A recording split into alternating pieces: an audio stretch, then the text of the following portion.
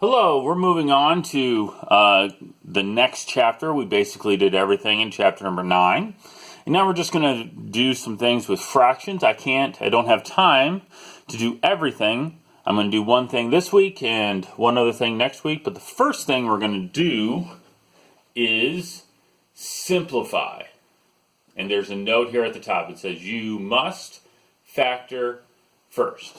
That means whenever I can, I have to factor. Now, these two problems, I cannot factor. There's no plus sign, there's no minus sign.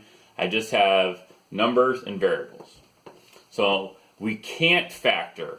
These problems, you can factor, but these you cannot. All right, let's choose a pen here.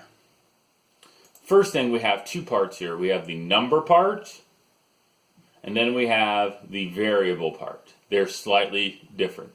The number part is like you did in 5th, 6th, 7th, and 8th grade. You see, hey, what number goes into 40 and into 50? What's the biggest number? I'm going to divide the top and the bottom by the same number. I'm going to divide the numerator by something and the denominator by something. So, what is the biggest number that goes into 40 and 50? I believe it's 10. So you don't have to show this work every time. I'll do it for the first problem. We're going to divide the top by 10, and then we're going to divide the bottom by 10. I believe when I do that, 40 divided by 10 is 4. 50 divided by 10 is 5. So that's the number part. I divide the top and bottom by the same number. Next, I have exponents. And when I divide exponents, I subtract. 5 minus 3 is 2. The bigger exponent is in the top, so it's going to be x squared in the top. So, if there's a problem like this where I cannot factor, you do the two parts of the problem. So try this one and see what you get. Alright, how'd you do? I think you can divide the top and bottom by 3. That would be 4/5. Wow, it's the same number. It won't always be 4/5. And then you subtract 7 minus 1 is 6. The bigger number is in the denominator, so it's going to go in the bottom. So you're going to have some horror problems that look like this, where you simplify the fraction, divide the top and bottom by the same number, and then you subtract the exponents. But then you're going to also have some problems that look like this, where you're going to need to factor. Step 1, before we factor, is notice which one you cannot factor. Okay, maybe you can factor both of them, but in this case, I can't factor the top. This might be helpful though. I want to put a parenthesis around the whole top. You're allowed to do that, either the complete numerator or the complete denominator. You can put a parenthesis around that. Students tend to do pretty well with that. Then we need to factor this. So this is X Games factoring. I'll do it over here. It is what multiplies to give me negative 81.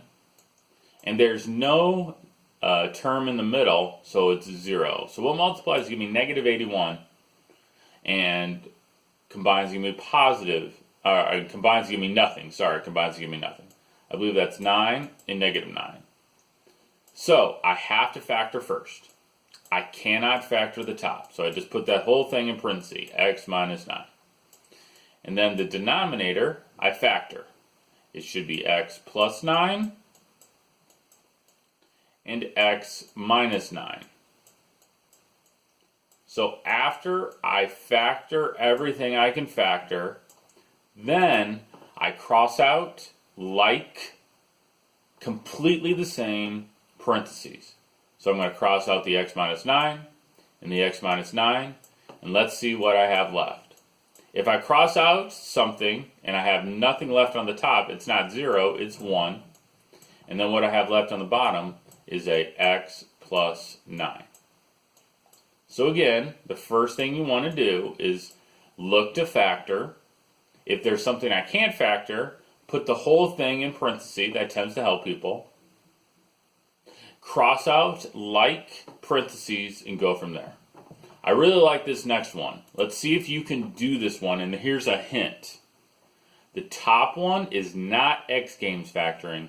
It's the greatest common factor. The bottom is X game factoring. So go ahead and try to factor first and then cross out like terms. All right, here we go. This is GCF. I believe I can take out a 5 and an X, and what I have left is an X plus 2. So don't forget about GCF. I can take out a 5, and I can take out an X. Go look back at previous videos about GCF. This one is X games factoring, and it should be X plus 4 and X plus 2. So again, the first thing we have to do is factor. Once I factor, I cross out complete parentheses. That would be X plus 2 and X plus 2. There's nothing else I can cross out. I cannot cross out this X and this X. No, do not do that.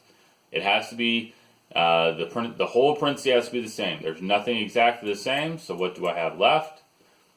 5X over X plus 4. And that is it. Don't do anything else.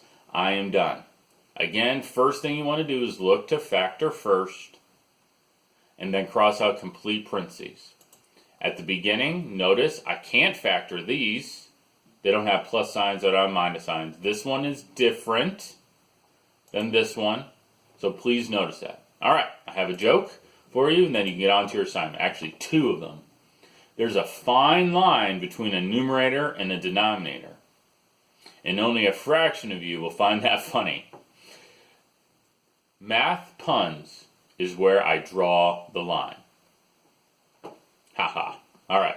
Hopefully you're doing all right, and good luck with your assignment.